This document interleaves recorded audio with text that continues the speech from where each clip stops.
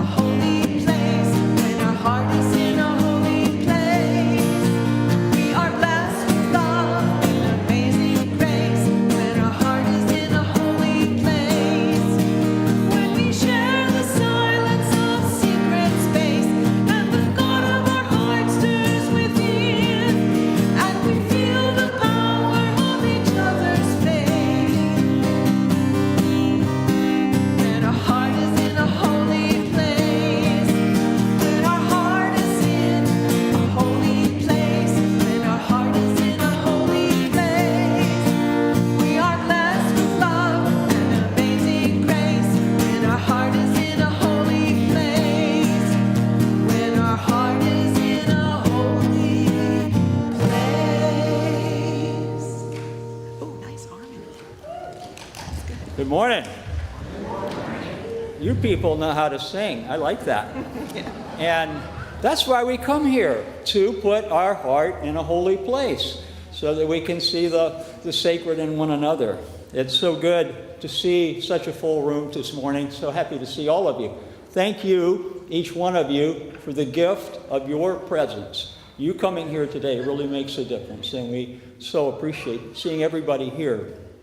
I'm remembering before I became the minister, just as I was about to become the minister of this congregation, 31 years ago, the very first thing that I was engaged in working with others in the volunteers in this congregation is that there was a program called Welcoming Congregation. Remember that, Eric? Well, the Unitarian Universalist Association had a program called Welcoming Congregations to help congregations explore what it meant to be friendly to the LGBT community. And 75% of the people in our congregation went through that course, and we took it, and we learned a lot. But there's always more to learn. And we're always trying to learn and expand our hearts and make this a welcoming place, and make this a place where we find the holiness in our hearts. I want to thank all of you for being here today. We got a great service today, so once again, thanks for the gift of your presence.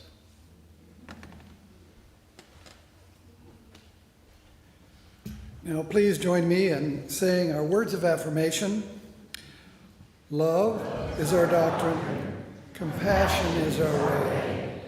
Here we seek to create a joyful home for free religious exploration, build a community of caring fellowship, nurture the hopes, and serve the needs of our world.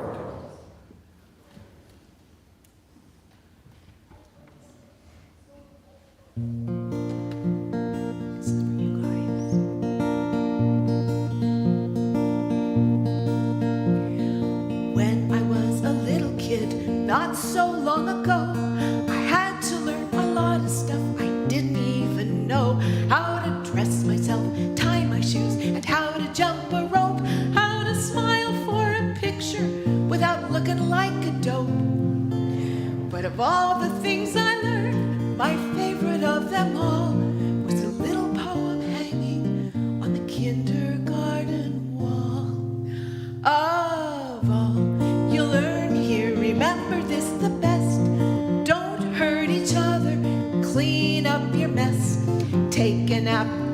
day. Wash before you eat, hold hands, stick together.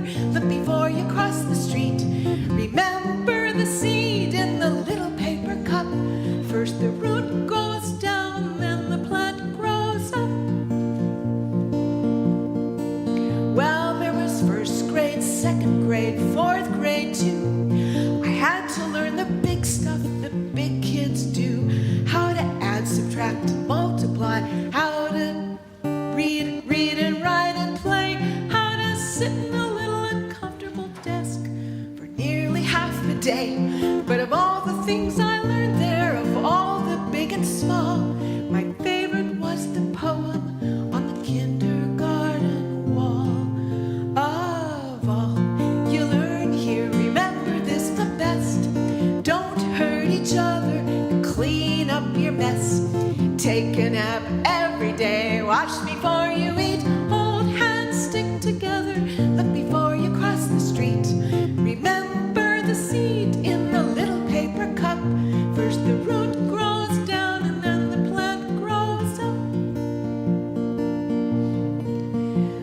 Well, lately I've been worried, 'cause I look around and see an awful lot of grown-ups acting silly as can be. I know there's lots of stuff to know I haven't mastered yet. Still, I think there's real important stuff that grown-ups soon forget. So I think we'd all be better off if we would just recall that little poem hanging on the kindergarten wall. Join me. Of all you learn here, remember this the best. Don't hurt each other, clean up your mess. Take a nap every day, wash before you eat, hold hands, stick together, look before you cross the street. Remember the seed in the little paper cup. First the root goes down and then the plant grows up. Wanna do one more time? Of all you learn here, remember this the best. Don't hurt each other and clean up your mess. Take a nap every day, wash before you eat, hold hands, stick together, look before you cross the street. Remember the seed in the little paper cup. First the root goes down and then the plant grows up.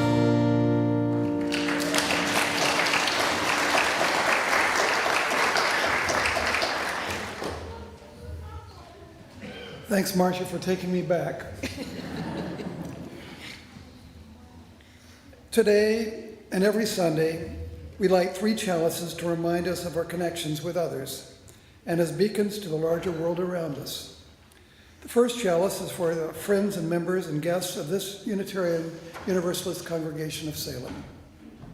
Our second chalice is for our partner church and friends in Schuman, Transylvania, Romania. And our third chalice is for our children and youth in religious education and for all the children throughout our world. Now please join me in singing these flames into life. Rise up, O flame, by thy light glowing, show to us beauty, vision, and joy.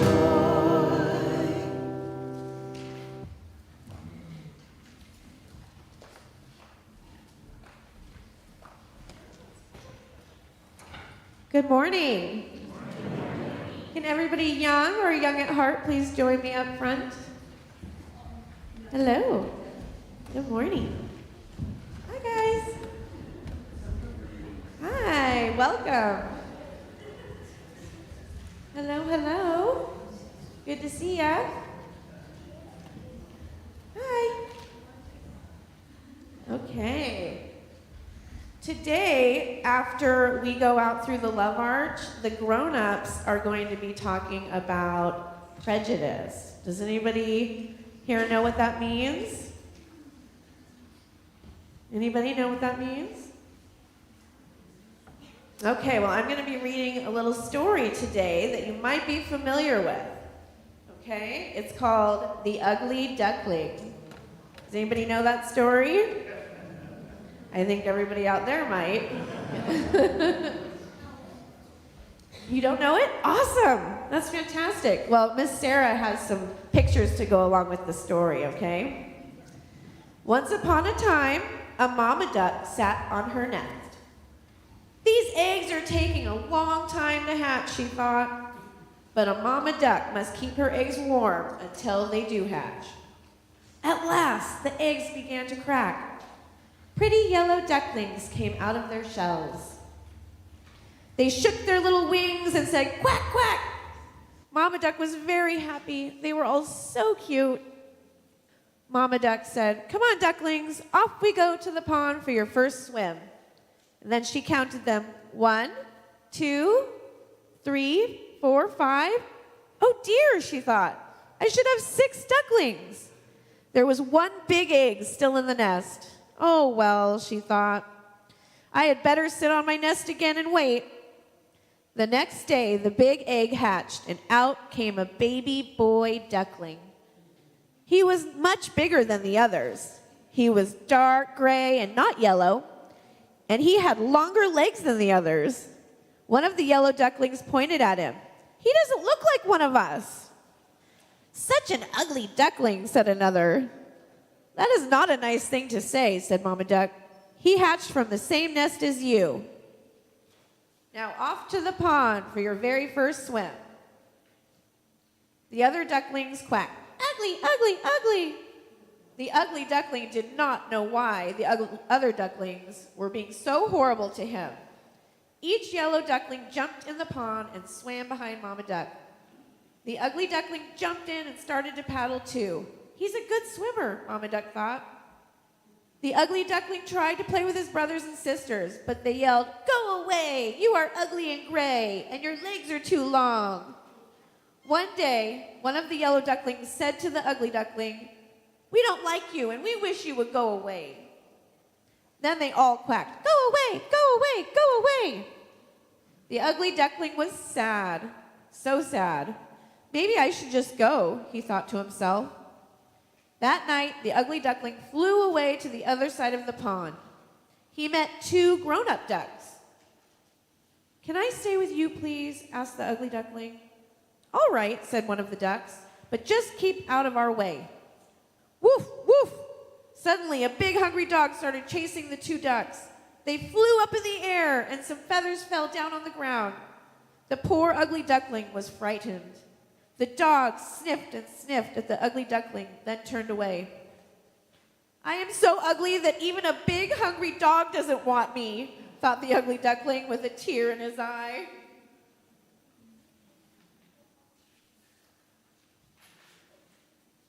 Soon he found a new pond. He looked up and saw a flock of big white birds flying by. They were the most beautiful birds he had ever seen. He stayed at that pond, all by himself for a long time.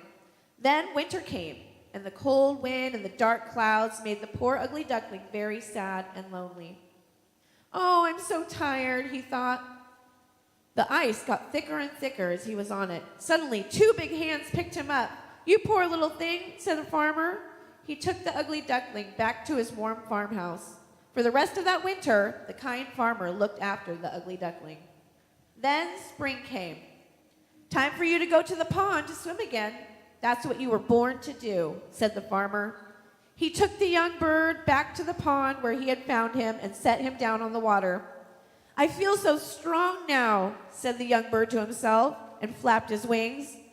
Just then, a flock of those same beautiful birds he had seen before landed on the water. I know I'm ugly, he said to them, so I will go away. A great big tear rolled down his cheek. But when he opened his eyes, he saw a reflection in the water. It looked just like one of those beautiful white birds. Why was it so close to him? He jumped back, and the reflection jumped back too. He stretched out his long neck, and the reflection stretched his neck too. We wish you would stay, said one of the beautiful birds. Yes, stay with us, said another. We can all be great friends. Then he knew just what had happened. He wasn't an ugly gray bird with funny long legs anymore. He was a beautiful swan, after all. Suddenly, all the other swans flapped their wings and took off into the sky. "Come with us," one called back. So he flapped his beautiful white swanny wings as fast as they could go and joined his new friends. The end. Thank you. We have an announcement from Annie this morning. So, you guys know I pass out birthday cards, right? And I looked at the calendar for last weekend, this week, and there were none. No, unless I brought an extra one. Because I thought, you know, sometimes we have a visitor or somebody that hasn't like officially signed up yet, and I better bring one just in case. Do we have a birthday this week? Is that what you're saying? Perfect. You too? Then I'll bring you one next week. How does it? Then that means you get a birthday card. What's your name, buddy? Is it Leo? Hi, Leo. Happy birthday. Thank you for joining us today. And everyone, remember that when it's your birthday, I'll let you know and bring you a card. And we love seeing you guys here, okay? Absolutely. Thank you. Do you have something to say? They were cupcakes. You had cupcakes at your birthday? And chocolate frosting. Amazing. Did you eat them all? I only get to eat one. Good mommy. Okay. Good job. Okay.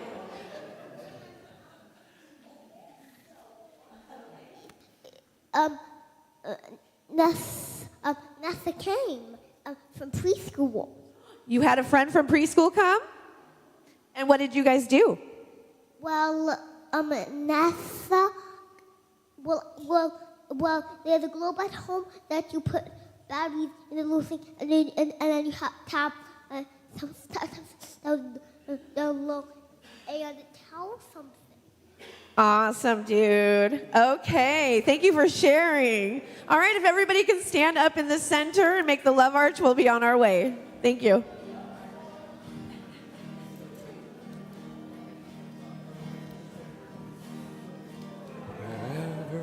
Walk in love. Wherever you walk in peace. Wherever you walk in beauty all around you. Our hearts go with you. Wherever you walk in love. Wherever you walk in peace. Wherever you walk in beauty all around you.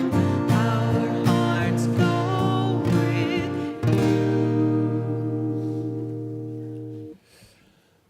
I invite you now to just settle into this moment. Close your eyes if you want to concentrate on your breathing and just be in this present moment of time. And I invite you to think of yourself as if you were another person. Think of yourself. You're going through a lot. Think of the physical ailments that you're suffering from right now. Be aware of the challenges, the physical challenges that you're facing. And the psychological challenges, the great psychological challenges of life, all the fears and the anxieties that you have, the worries about your loved ones. Think about all the things that concern you about our world. Think of yourself as you would another person with the eye of compassion. Consider yourself through the eye of compassion. Learn to pause and remember, above all, to be aware and have compassion for yourself.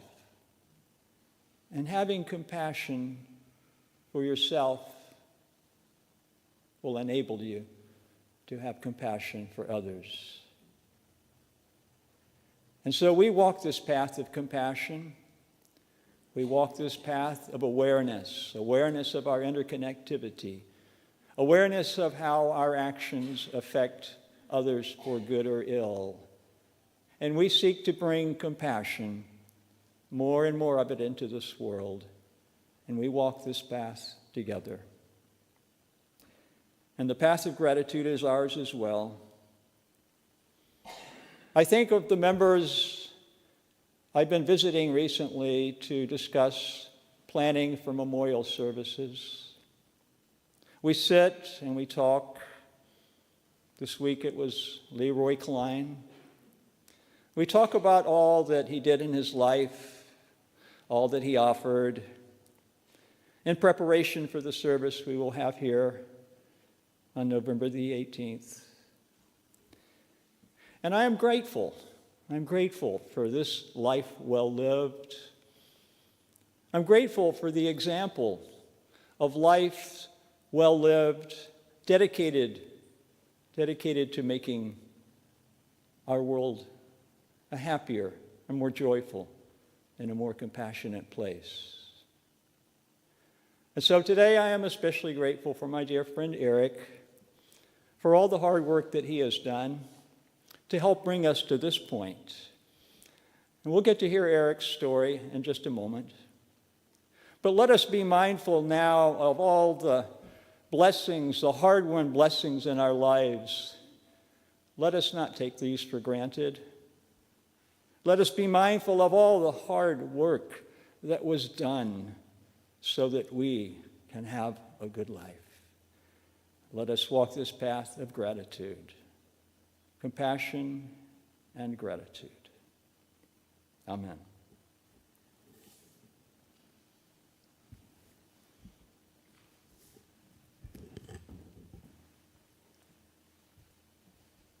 Good morning. My name is Annie Jocelyn, and I am one of your Lifeline lay ministers. Today we have one joy and concern, and several concerns. To start with our joy, from Eric Schuman, thankful for the warmth bringing us back together. Hooray, we have heat. Our joy and concern submitted by Davida, my friend Maria, who has a job interview tomorrow. Also from Davida, a concern, Kelly's knee pain. Leslie and Bob Zeigen have a concern for 5-month-old Alora having open heart surgery on November 28th. They also have concern for their friend Jeanette, who faces ovarian cancer surgery this week. Francine Leckie has a concern. Please send healing thoughts and prayers for my brother Dale, who is having a mental health crisis. And our final concern, submitted by John Chimberg. I mourn the loss of one of the students in my school. Ryder, a 7th grade boy, passed away this week. Circumstances around his death are unknown at this time, yet they conjure up memories for me of other young people who I've taught and whose lives were cut short. Finally, we light one more candle for any joys and concerns felt in anyone's heart that remain unspoken. Lifeline lay ministers are fellow members who extend Reverend Rick's ministry to members and friends of the congregation who are experiencing loss, illness, or any type of personal or family crisis. You can reach out to us by visiting the Lifeline's table in Hanneman Hall after the service every Sunday. Our lavender badges say Lifeline Lay Ministers under our name, and you can also contact us at the email address on the screen. You can post joys and concern in the book in the foyer before church service every Sunday. And next week, we will have Compassionate Connections after the Sunday service. If you'd like to come for emotional support from Reverend Rick and Lifeline's lay ministers, please come to the front of the sanctuary immediately after the service. Then we'll head back together to a private space for support. Thank you to everyone who submitted joys and concerns today, and thank you to all of you for keeping these people in your hearts.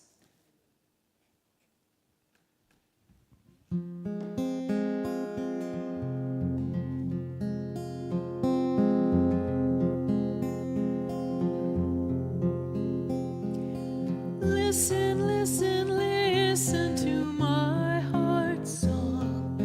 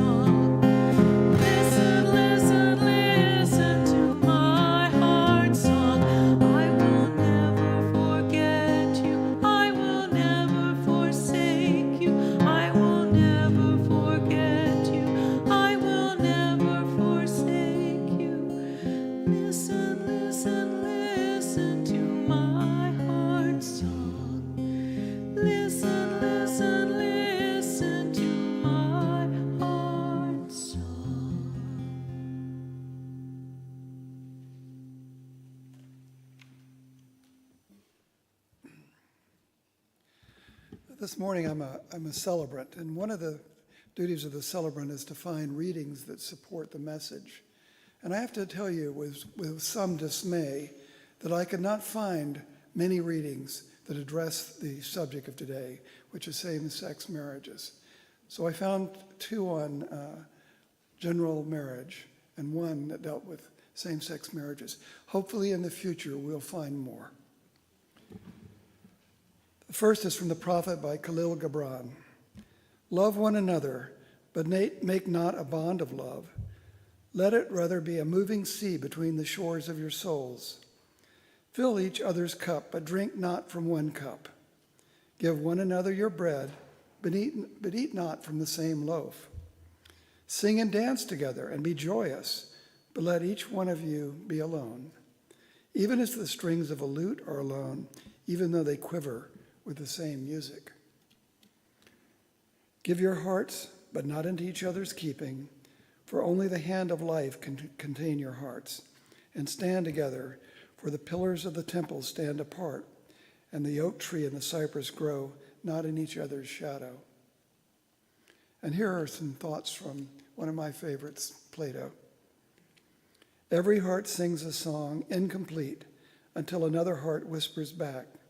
Those who wish to sing always find a song. At the touch of a lover, everyone becomes a poet. Finally, from the gay author James Baldwin in his work, Giovanni's Room. Love him and let him love you. Do you think anything else under heaven really matters?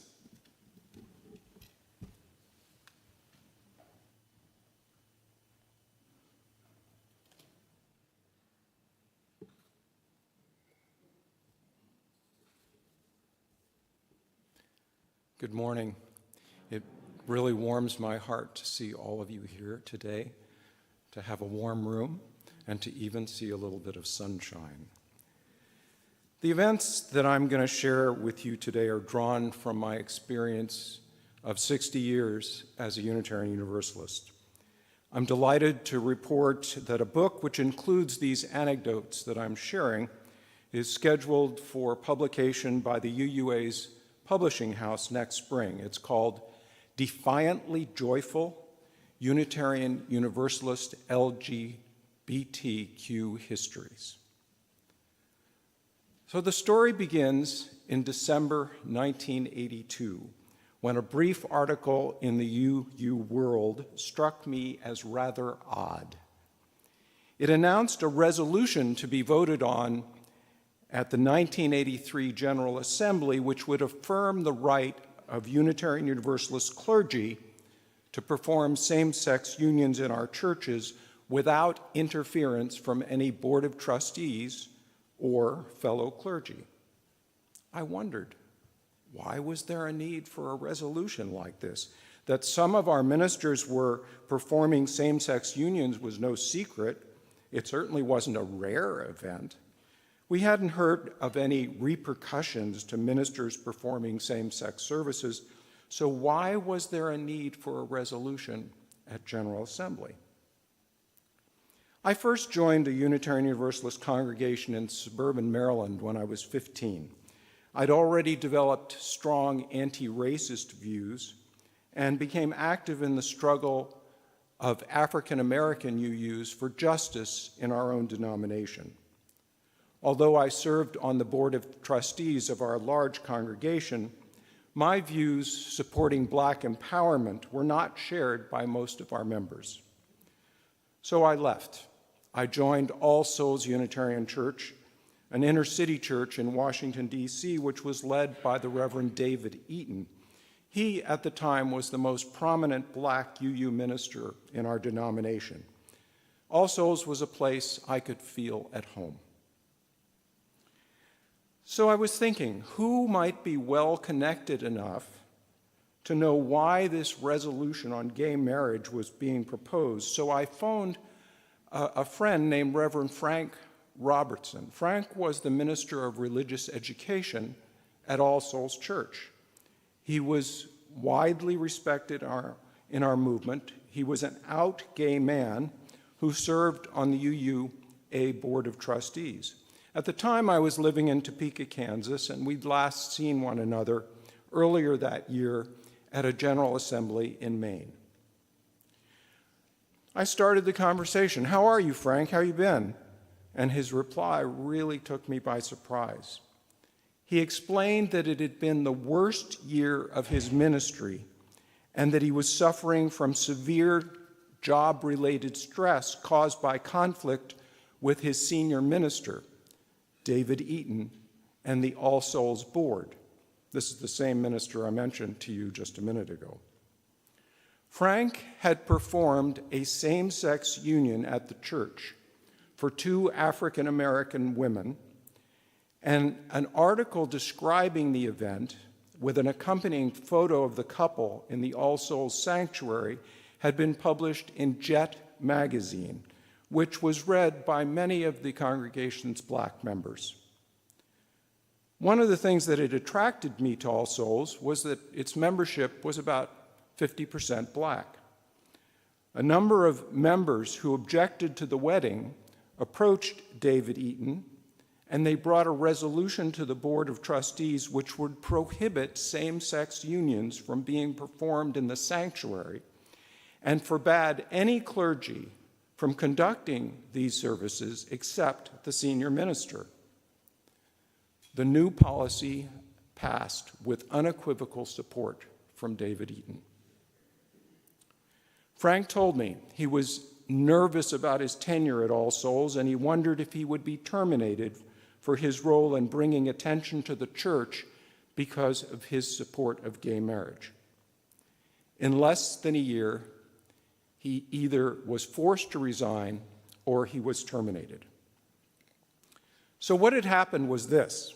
In an almost unbelievable coincidence, my phone call to learn about the reason for the UUA resolution supporting same-sex unions was made to the very minister who was victimized by the homophobia of the congregation whose actions prompted the resolution. Now, I had worked with David Eaton in support of black empowerment in the UUA, and I was deeply disappointed and I was angered by what I had learned from Frank. I gave considerable thought to what I might say to David if I saw him at General Assembly in Vancouver, BC, the following year. Our paths did cross in a hallway.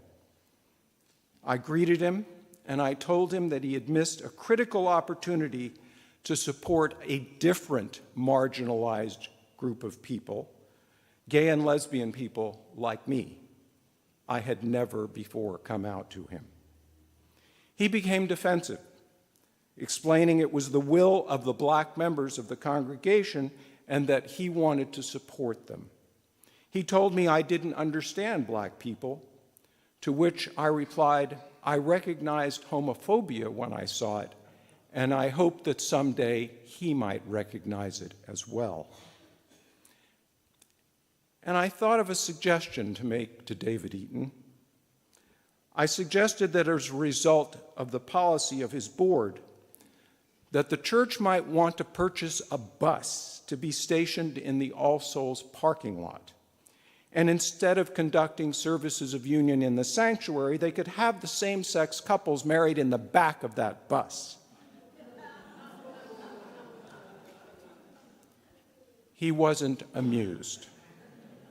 And that was the last time I would ever see David Eaton. Well, the 1983 General Assembly was to prove critical in the history of our gay and lesbian and transgendered caucus. It was clear that the group was at a turning point and needed to demand justice from the UUA for its lesbian and gay members. For most of the group, same-sex union ceremonies represented the line in the sand. Nothing less than a strongly worded resolution endorsing same-sex relationships would satisfy our need for justice. Even so, I believed there was an even more compelling issue.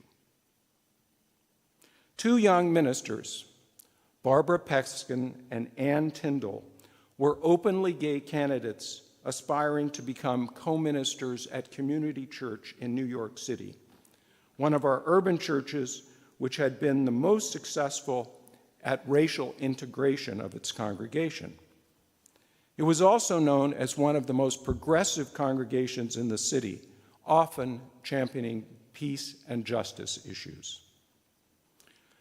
During candidating week, when you bring the ministers who are final candidates for the position, there was an open meeting of the congregation where more than one member said they were appalled, horrified, and disgusted that lesbians could possibly become their ministers.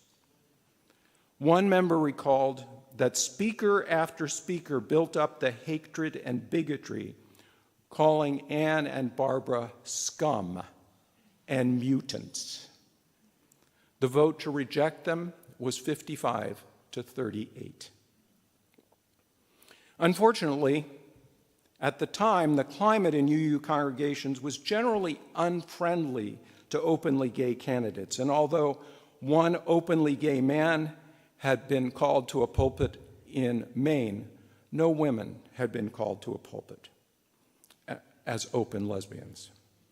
Discrimination in hiring was the rule in our denomination, and the fact that gay and lesbian clergy had to hide their sexual orientation in order to be called to a pulpit was symbolic of the homophobia which was ubiquitous in our member congregations. Several gay clergy recounted stories of being rejected by a congregation when their professional packet included reference to a same-sex partner. And after they removed the reference, they would be hired by a different congregation. I argued that the Gay Caucus should devote its energy in the coming year to combat this blatantly homophobic practice, but my opinion was not to prevail. The majority of members preferred a year-long action directed at affirming same-sex unions.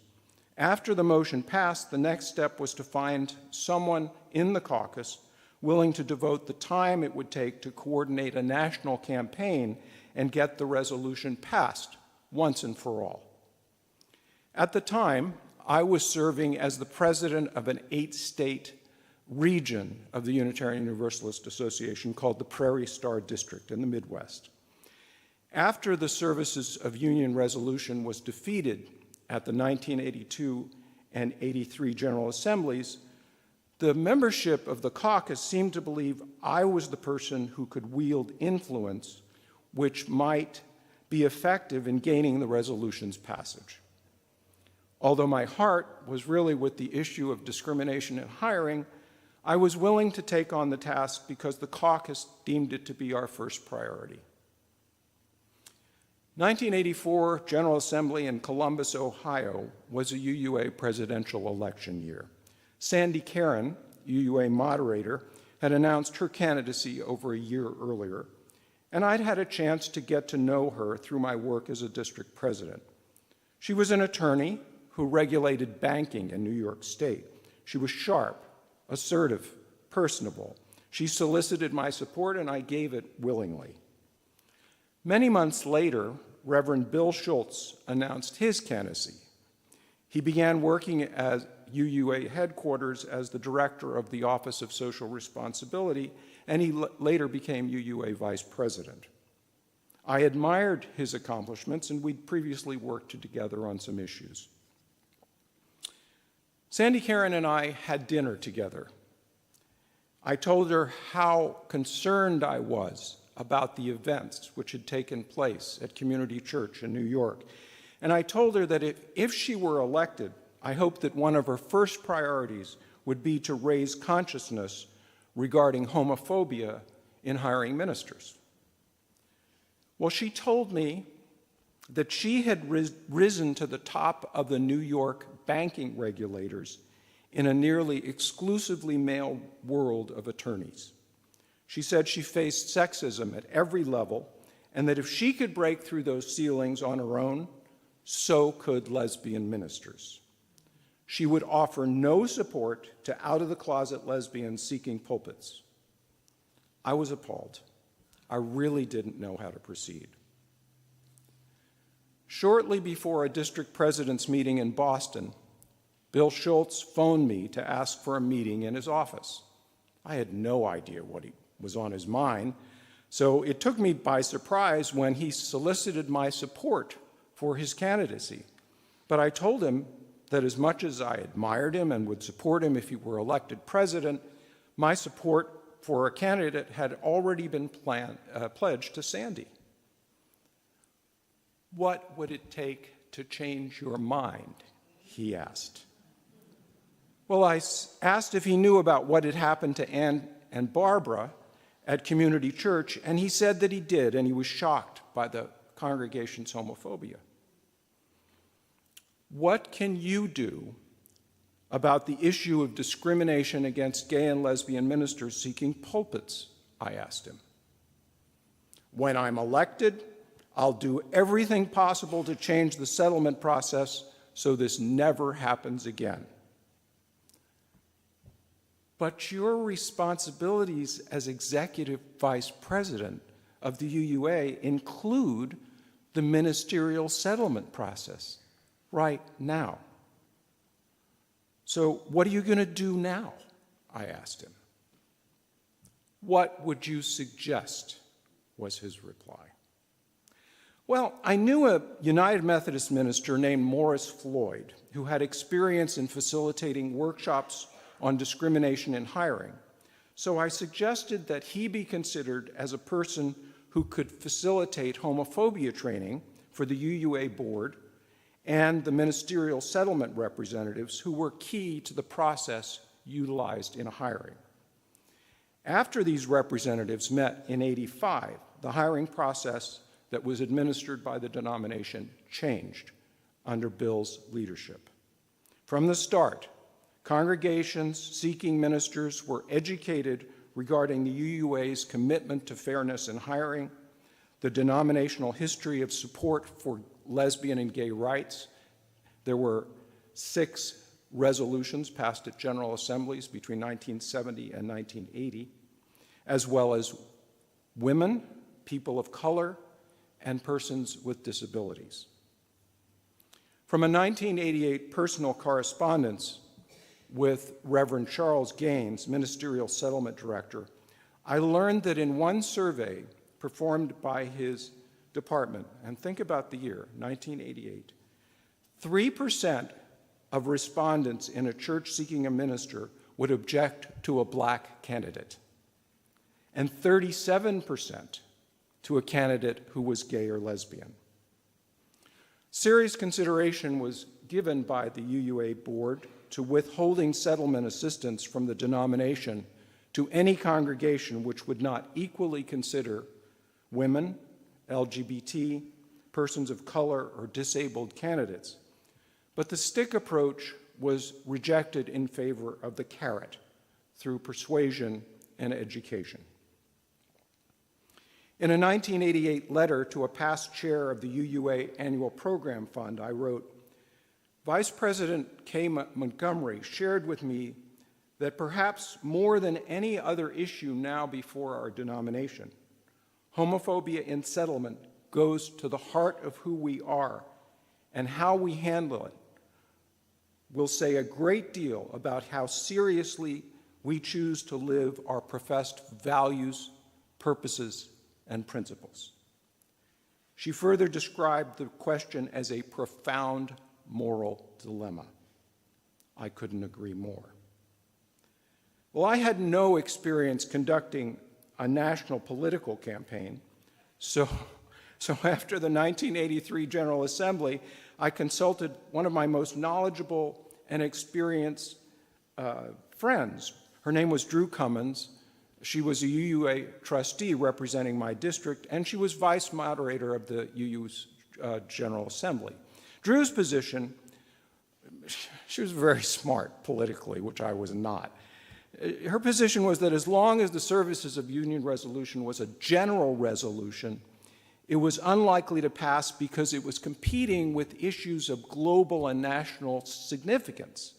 The key to passage was changing it from a general to a business resolution, and would change the wording from one of support of same-sex unions to one requiring that the UUA spend money and staff time, which qualified it as a business resolution. So I wrote the suggested language, she reviewed it, and we made the changes she'd suggested, and then the campaign began.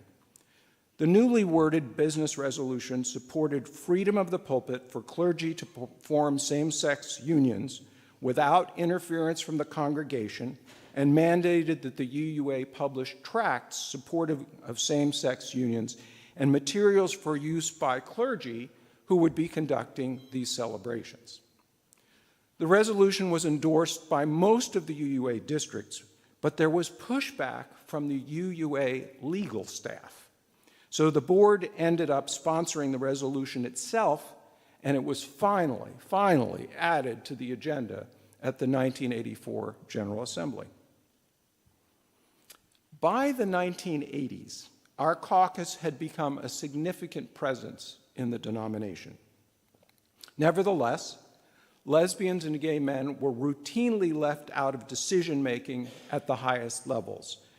At a General Assembly, UUA President John Burens announced the appointment of a task force on social responsibility, and it was supposed to evaluate our efforts at social justice, which would include racial justice, peace, and the Office of Lesbian and Gay Concerns.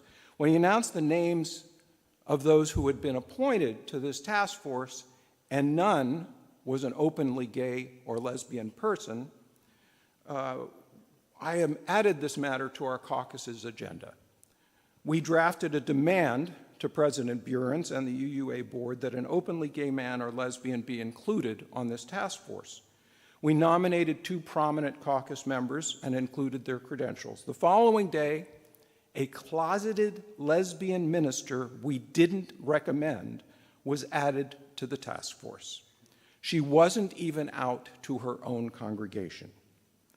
The incident reminded me of the old saying, if you don't have a seat at the table, it's probably because you're on the menu. Caucus members and supportive friends from all over the US and Canada were involved in promotion of the resolution at the congregational and district levels. I coordinated the strategy for a floor fight at the General Assembly, and I recruited key people from around the continent to speak in Columbus. When the issue came to the floor for discussion, it was clear we'd done our homework. The opposition seemed less organized and less eloquent. In contrast to the very earliest gay-affirming resolution at a General Assembly in the mid-1970s, no one suggested that passage of this resolution would lead to further Unitarian Universalist resolutions promoting bestiality. Yes, that really happened, and that was stated on the floor of the General Assembly by Reverend Donald Harrington, who had been minister of Community Church in New York back in the 1970s. Well, we didn't have any idea what the outcome would be, what the vote was going to be, but the Services of Union resolution passed by an overwhelming majority of delegates. We had no idea that reporters from the Associated Press would cover the vote, and we were surprised to see articles in the following day's New York Times and in newspapers all over the country. The Unitarian Universalist Association had become the first religious body in the world to endorse same-sex marriage. We couldn't have been more pleased. Bill Schultz was elected president, but some of our caucus members were deeply disappointed that the UUA failed to elect its first woman president or its first layperson as president. My strong support of Bill's candidacy among caucus members and my criticism of Sandy Caron for her opposition to changing the ministerial settlement process resulted in the loss of a few friends. Although I was hurt by this, There was no question in my mind that my efforts were worth the price I had paid and the long hours I had spent in the previous year's work on behalf of change in our denomination. I've never regretted my decision, and I remain proud of the small role I was privileged to play in making the UUA more just toward LGBT ministers and same-sex couples who want to marry. Reverend Rick, will you share some of your experiences? After I give you a hug. Thanks, Eric. And I'm so glad you got to share your story. I'm so glad. I've been wanting Eric to share his story for some time. Getting to my story, it has always struck me as symbolically significant that in preparation for the ministry, I served as a full-time student chaplain for one semester, almost half a year, at the same hospital, Crawford Long Hospital in Atlanta, where over 3 decades earlier I was born. Amazingly, right after my birth in that delivery room, I've stood and prophesied. One day, many years hence, I will return to this hospital to be born in the Spirit as a Unitarian Universalist student chaplain. You may count upon it. They were amazed in that delivery room. And who are you to say that that didn't happen? I was there and you weren't. But even if you think I'm stretching the truth a little bit here, there is one special moment at Crawford Long when I realized that I had been born into my special ministerial role, the unique role that only a Unitarian Universalist minister / chaplain could play at a tragically unique time in history. It was 1984, just a few years after the recognized beginning of the HIV/AIDS epidemic, and I knew too little about this except that there was one young gay man in my assigned area from Phoenix City, Alabama, and he was slowly dying there in the big city, so far away from home. In those days, hospital stays generally lasted much longer. I mean, I would see people for several months in the same hospital bed. It was amazing. So I had the opportunity to visit folks a number of times and build up relationships, and that's how I got to know Jimmy's story. Fleeing small town Alabama, going to Atlanta, where he could find community and love. He was a sweet young soul, and it grieved me to see how the flower of his youth would be cut down in full bloom, just as would happen to my best friend, John, a year later for the very same reasons. At the time, I imagined that the purpose of my ministry was to be compassionately, lovingly present with Jimmy, I remember his name, during his final days. I figured that would be the hardest, that'd be the saddest part of this. And then one day I found 2 women in the room with Jimmy, his older sister and an aunt. And this was their little Jimmy, now dying in a hospital bed. They come up from Phoenix City, Alabama, and they found him. It was hard to get into the big city and find park. Everything is just a stress for them. And now they find their little Jimmy dying in a hospital bed in Atlanta. And when he died, they believed he was going to hell. They did, because he was gay and he had loved other men. But they loved him. They loved him dearly. And their sad conviction that he was not right with the Lord and was therefore headed for eternal damnation, that added immeasurably to their grief. It was at this moment in time, 1984-85, that I knew that I was uniquely equipped to respond to this situation in the best pastoral manner because I knew that I alone, amongst all the several hundred theological students in Atlanta at Emory University and at the other theological schools, And virtually all the chaplains in the hospital, all the clergy in the metropolitan hospitals, none of them, only I had my religious associations for full backing for practicing ministry as the Spirit of love bid me do.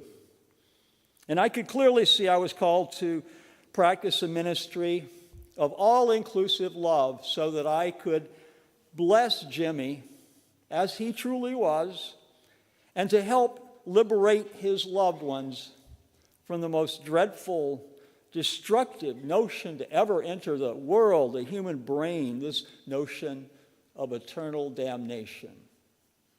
Dreadful, dreadful idea. And I look at those women.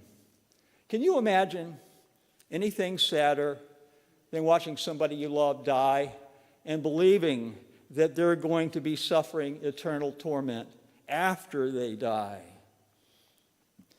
I saw this profound sorrow before me, but I also saw an opportunity to bring new hope and healing.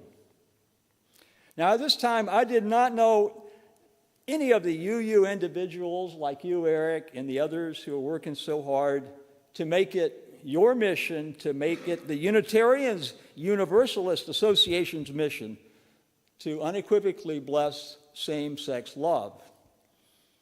I didn't know how we had gotten to that point, but I knew that we had gotten to that point, and this really empowered me to practice my ministry.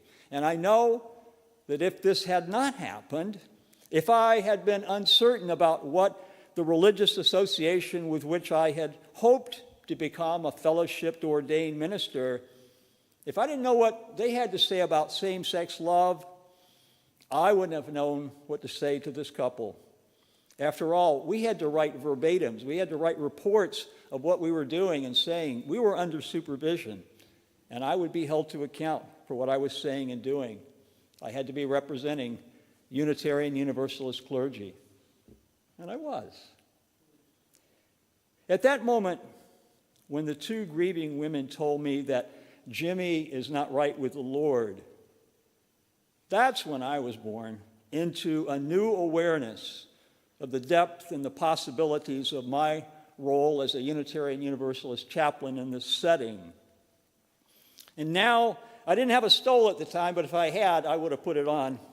But now, assuming the full mantle of ministerial authority, I told Jimmy's aunt and older sister that I had looked very deeply and longly into this matter, and I had clearly discerned beyond all doubt in my heart and mind that Jimmy was actually in very good relationship with the Lord.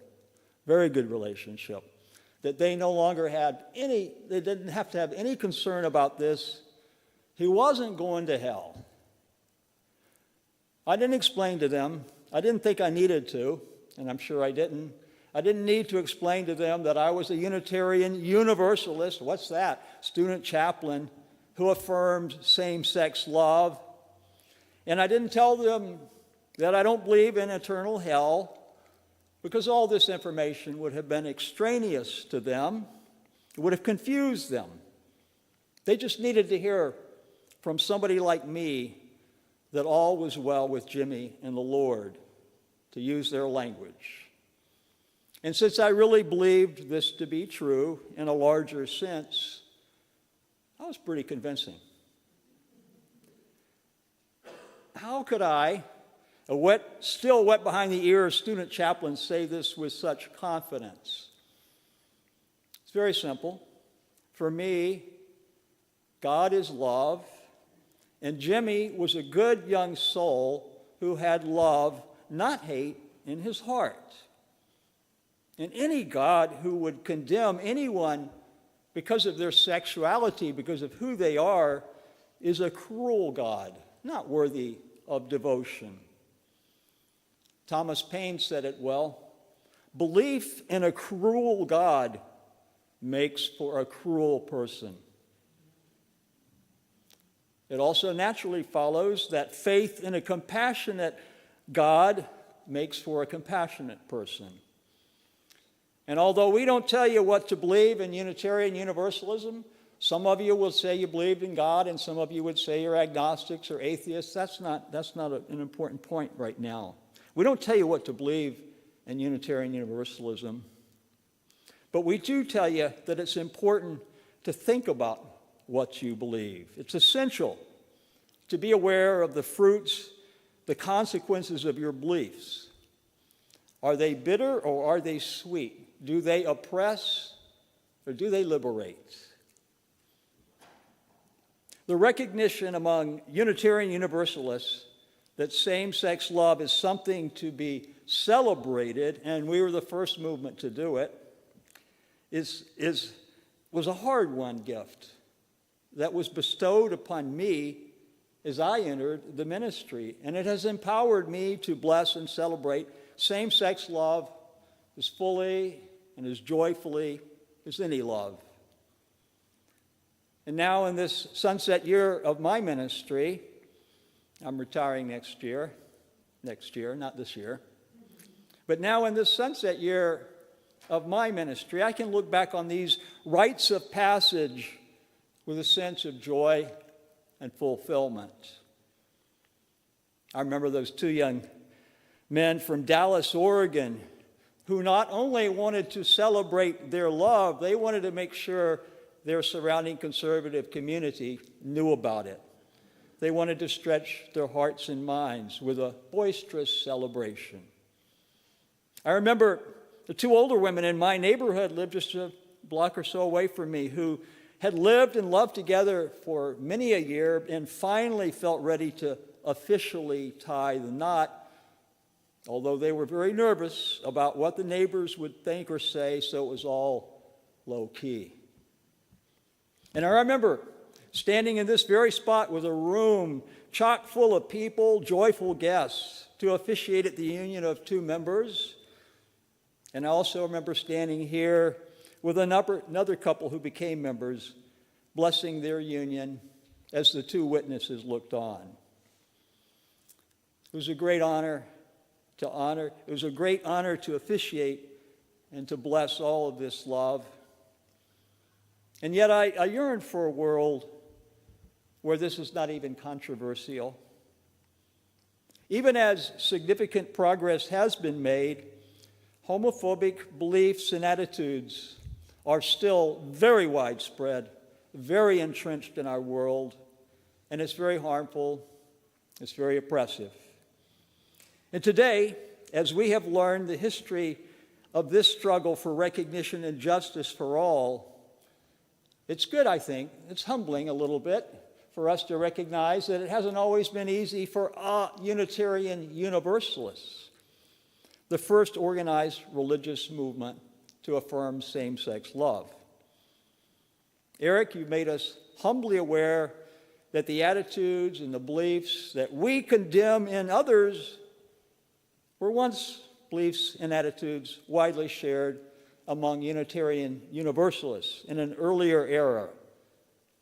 And yet, we were able to change. We were able to change.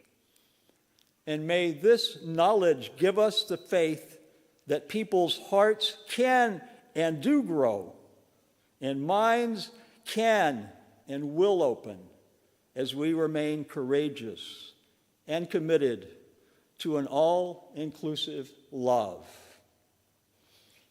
Eric and Lauren and Gary and everybody who would like to please come up who has benefited from same-sex union, why don't you come join us up here so we can see the difference this has made in our lives.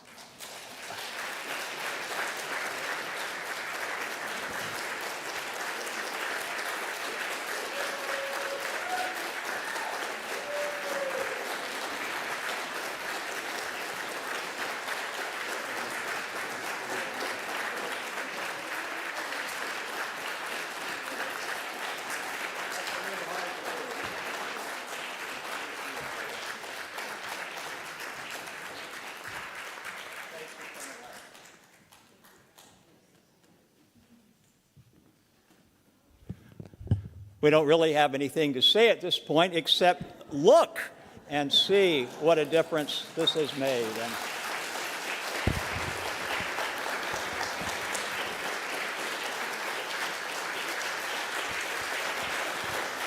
there you go.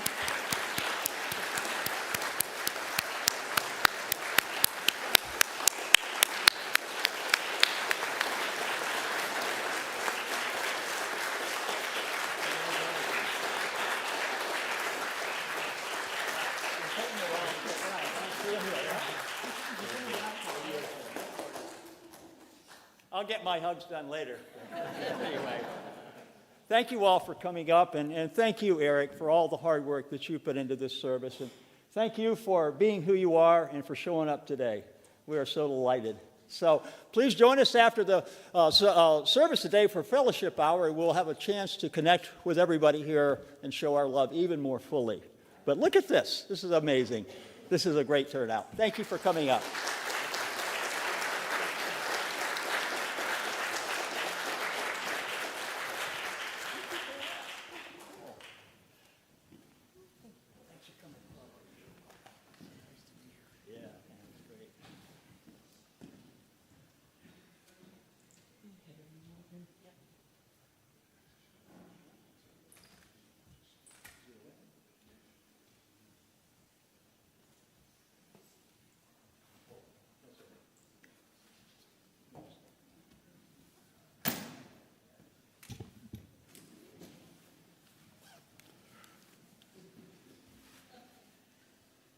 I got my cataracts removed a few months ago. I'm still wearing glasses.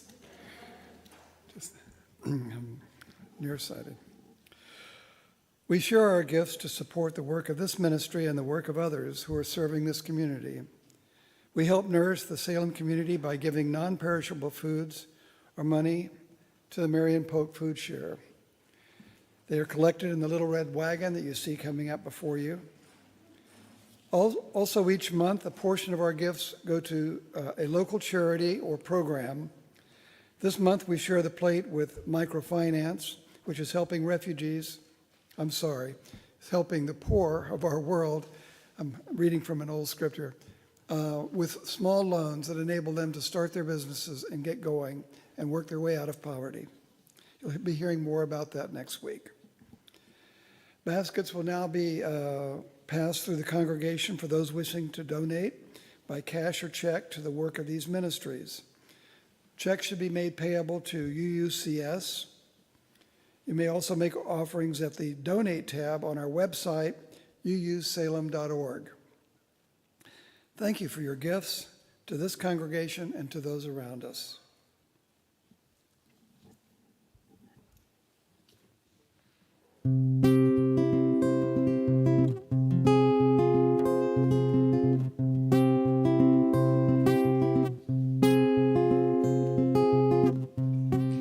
Show me the prison. Show me the jail. Show me the prisoner whose life has gone stale. And I'll show you a young man with so many reasons why.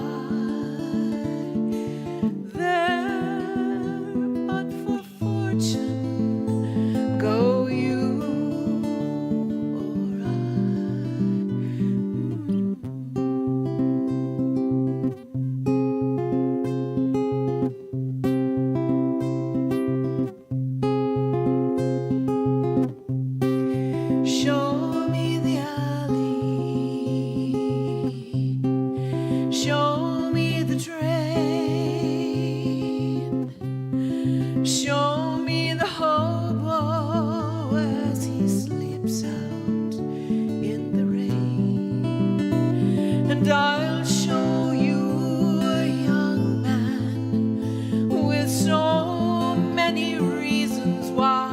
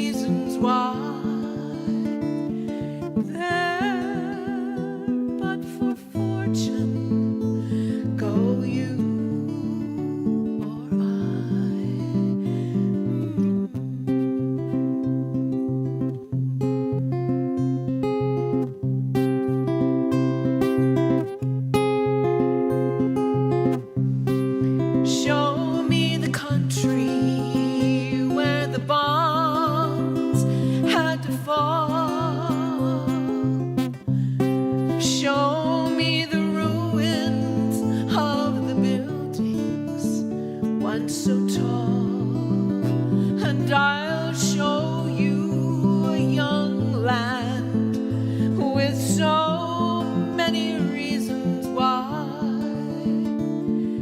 There, but for fortune, go you or I, you or I.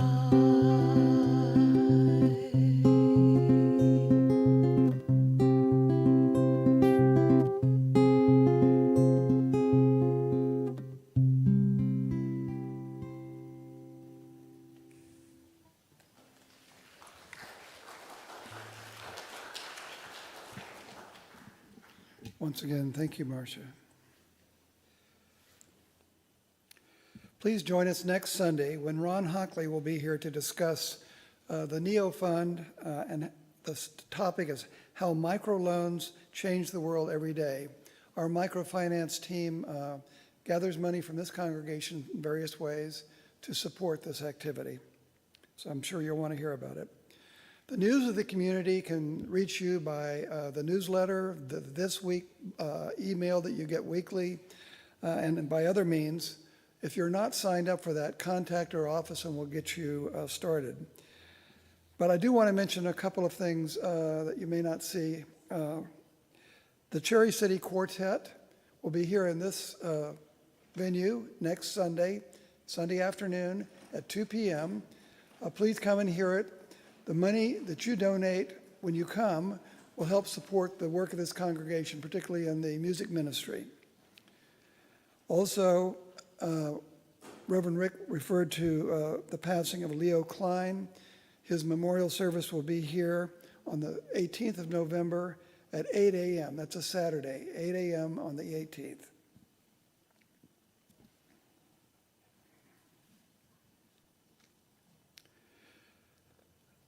Reverend Rick will now light the social justice lantern, reminding us to carry our love, hope, and work into the world around us. And as he extinguishes the other three, we will remember our connections to others. This congregation, the people of Shim and Falva, and children everywhere.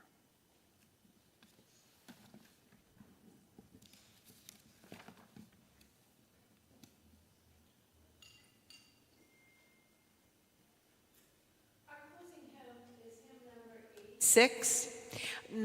Blessed Spirit of my life, please rise in body or spirit and join in singing this hymn. Number 86 in the gray, or it should be up on there eventually.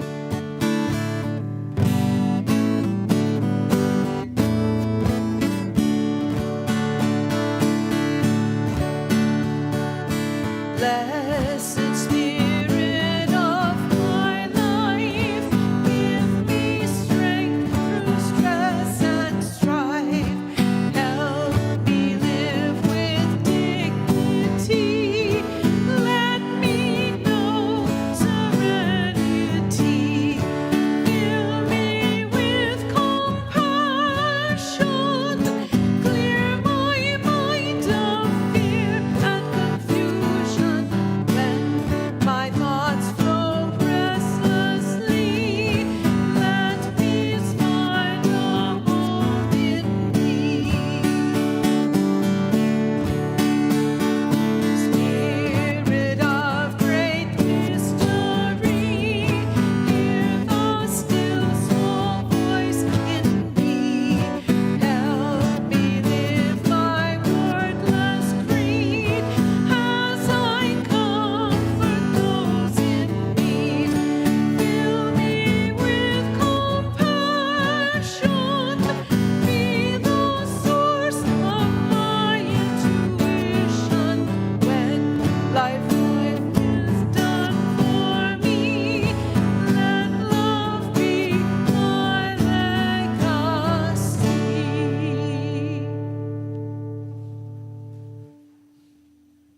Please remain standing if you already are, and join hands in body or spirit as we say our closing words. May faith in the Spirit of life, hope for the community of earth, and love for the sacred in one another be ours now and in all the days to come. Go in peace.